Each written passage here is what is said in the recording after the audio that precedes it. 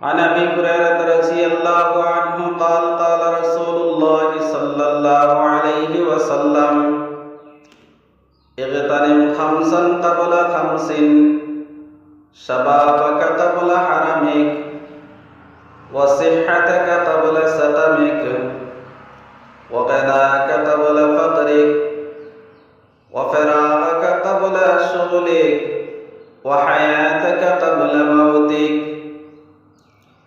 জনাব রাসূলুল্লাহ সাল্লাল্লাহু আলাইহি ওয়াসাল্লাম ইরশাদ করেন যে পাঁচটি জিনিস আসার আগে, পাঁচটি বিষয় তোমার জীবনে আসার আগে তুমি কি করো? আরো পাঁচটা বিষয়কে গনিমত মনে করো, সম্পদ মনে করো, গুরুত্ব দাও। এই পাঁচটা জিনিস কোন জিনিস? প্রথমত জনাব রাসূলুল্লাহ সাল্লাল্লাহু আলাইহি ওয়াসাল্লাম বলেন শাবাবাকা ক্বাবলা হারামিক, তোমার বার্ধক্য আসার আগে তোমার জওয়ানিকে তুমি গনিমত মনে করো, সেটার প্রতি তুমি গুরুত্ব দাও, সেটার প্রতি তুমি কি করো? উদাসীন হইও না। অর্থাৎ তোমার যৌবনকালে তুমি আল্লাহ তাআলার ইবাদত বন্দেগী করো। যখন তুমি বৃদ্ধ হয়ে যাইবা তখন সঠিকভাবে আল্লাহ তাআলার ইবাদত বন্দেগী তুমি করতে পারবে না। এই জন্য তোমার যৌবনকালে তুমি বেশি বেশি করে আল্লাহ তাআলার ইবাদত বন্দেগী করো, আল্লাহ তাআলার হুকুম মেনে চলো।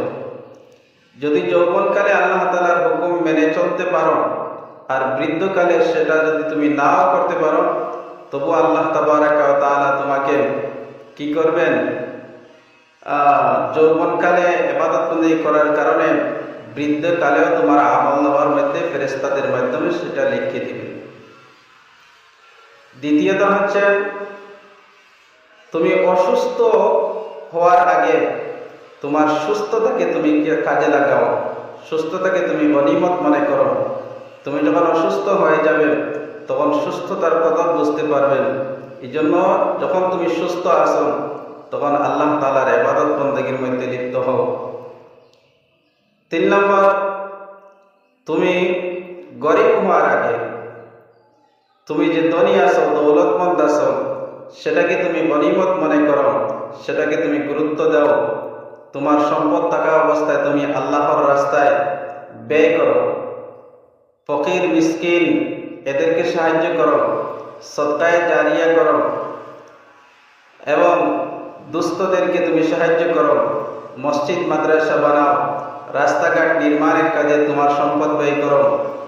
বিভিন্ন রাস্তার মধ্যে গাছ লাগাও, যে গাছের নিচে মানুষ গরমের সময়, রৌদ্রের সময় বিশ্রাম নিবে, একটু বাতাস নেবে, একটু ছায়া নেবে।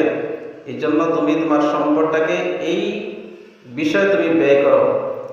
জনাব রাসূলুল্লাহ সাল্লাল্লাহু আলাইহি ওয়াসাল্লাম বলেন মানুষ মৃত্যুবরণ করার পর তার সকল আমল বন্ধ হয়ে যায়, তবে 3টি আমল বাকি থাকে। এই 3টার মধ্যে থেকে একটা হচ্ছে সদকায়ে জারিয়া, অর্থাৎ তোমার সম্পদ থেকে তুমি যে সমস্ত সদকা করেছো আর ওই সমস্ত সদকাগুলা তোমার মৃত্যু হওয়ার পরেও ওই সদকার কারণে তোমার কবরের মধ্যে কি যাবে? আপনার সওয়াব যেতে থাকবে। 4 নম্বর হচ্ছে তোমার অবসরতাকে তুমি কাজে লাগাও তোমার ব্যস্ততা আসার আগে। অবসরতাকে কাজে লাগাও ব্যস্ততা আসার আগে। এখন তুমি অবসর আছো, যে অবসর থাকার কারণে তুমি চাইলে মসজিদে গিয়ে জামাতের সাথে নামাজ আদায় করতে পারবা, তুমি চাইলে ওয়াজ মাহফিলে গিয়ে আপনার ওয়াজ নসিহত শুনতে পারবা, তুমি চাইলে তাহাজ্জুদের নামাজ আদায় করতে পারবা, তুমি চাইলে 5 ওয়াক্তের নামাজ সুন্দরভাবে আদায় করতে পারবা, তুমি চাইলে ফরজ রোজা, নফল রোজা এগুলো তুমি আদায় করতে পারবা, রাখতে পারবা এবং চাইলে তুমি আল্লাহ তাআলার ইবাদত বন্দেগীর মধ্যে লিপ্ত হইতে পারবা। যখন তোমার ব্যস্ততা চলে আসবে, ব্যস্ততা চলে আসলে তখন তুমি সঠিকভাবে হয়তোবা নামাজও পড়তে পারবে না, হয়তোবা অন্য কোনো ইবাদত বন্দেগী করতে পারবে না। এই জন্য জনাব রাসূলুল্লাহ সাল্লাল্লাহু আলাইহি ওয়াসাল্লাম বলেন যে তোমার ব্যস্ততা আসার আগে তুমি ফেরাগতটাকে তুমি কাজে লাগাও, সেটাকে গনিমত মনে করো, সেটাকে তুমি সম্পদ মনে করো। 5 নম্বরে আল্লাহ রাসূল সাল্লাল্লাহু আলাইহি ওয়াসাল্লাম ফরমান, হায়াতাকা ক্বাবলা মাউতিক, তোমার মৃত্যু আসার আগে তোমার হায়াতটাকে তুমি গনিমত মনে করো, হায়াতটাকে সম্পদ মনে করো। মৃত্যু যখন চলে আসবেন তখন আর তুমি কোনো ইবাদত বন্দেগী করতে পারবে না, আর ইবাদত বন্দেগী করার মতো কোনো সুযোগ থাকবে না। এই জন্য হায়াত থাকতে থাকতে আখিরাতের সামানা জোগাড় করো, আখিরাতের প্রতি উদাসীন হইও না। আল্লাহ তাআলার ইবাদত বন্দেগী করো, নামাজ পড়ো, রোজা রাখো, আল্লাহ তাআলার জিকির আজকার করো। যখন তোমার মৃত্যু চলে আসবে তখন আর ইবাদত বন্দেগী করার মতো কোনো সুযোগ নাই। এই জন্য আল্লাহ রাসূল সাল্লাল্লাহু আলাইহি সাল্লাম বলেছেন যে হায়াতাকা ক্বাবলা মাউতিক, ইগতানিম হায়াতাকা ক্বাবলা মাউতিক, তোমার মৃত্যু আসার আগে তোমার হায়াতটাকে তুমি কি করো, সম্পদ মনে করো, এটাকে গুরুত্ব দাও। হায়াত জীবনকে তুমি অবহেলা করিও না। অযথা ঘোরাফেরা করে, অযথা খেল তামাশার মধ্যে গিয়ে অযথাভাবে তোমার সময়টাকে নষ্ট করিও না। গল্প গুজবের মধ্যে তুমি সময়টাকে নষ্ট করিও না। কাল কিয়ামতের দিন একটা নেকির জন্য মানুষ চতুর্দিকে দৌড়াদৌড়ি করবেন। মার কাছে যাবে, বাবার কাছে যাবে, ছেলের কাছে যাবে, ভাইয়ের কাছে যাবে, মেয়ের কাছে যাবে, বন্ধু বান্ধবের কাছে যাবেন, কিন্তু একজন মানুষও কি করবে না, তাকে একটা নেকি দিবে না। সবাই তাকে পালাইতে থাকবেন, কেউ তাকে তার পরিচয় দিবে না যে তুমি আমার ভাই, তুমি আমার ছেলে, তুমি আমার মেয়ে, তুমি আমার স্বামী, তুমি আমার স্ত্রী। এই পরিচয় কেউ কাউকে দেবে না, সবাই পরিচয় গোপন করতে থাকবে।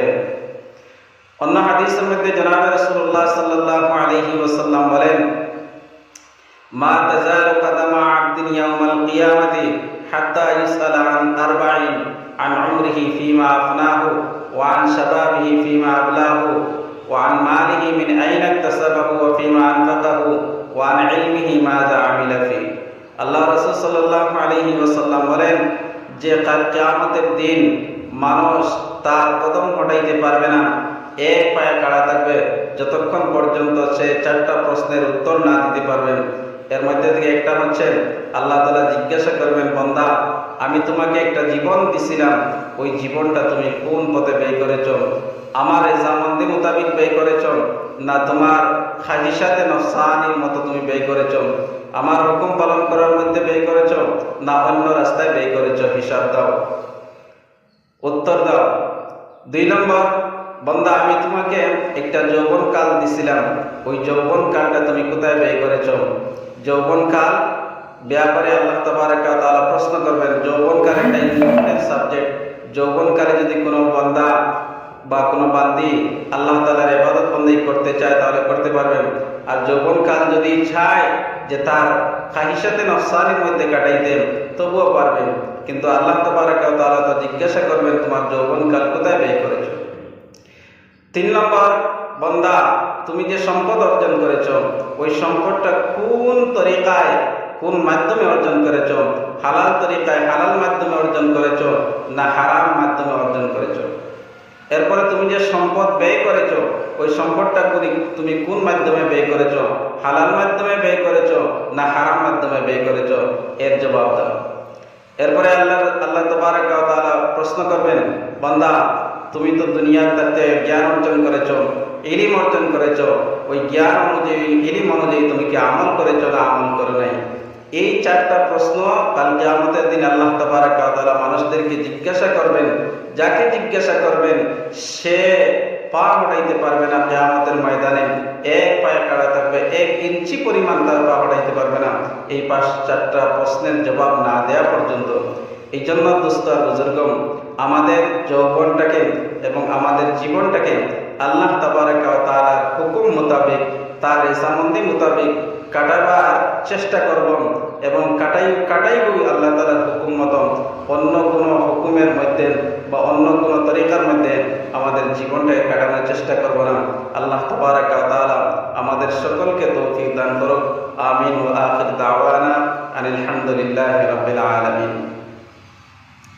প্রিয় বন্ধুগণ, ভিডিওটি যদি আপনাদের ভালো লাগে, কথাগুলো যদি আপনাদের ভালো লাগে, তাহলে আমার চ্যানেলটা সাবস্ক্রাইব করবেন এবং বেল আইকনে চাপ দিয়ে রাখবেন, যাতে এ ধরনের আরো সুন্দর সুন্দর ভিডিওগুলো আপনি পেতে পারেন, এবং লাইক শেয়ার করবেন যদি ভিডিওটা ভালো লাগে।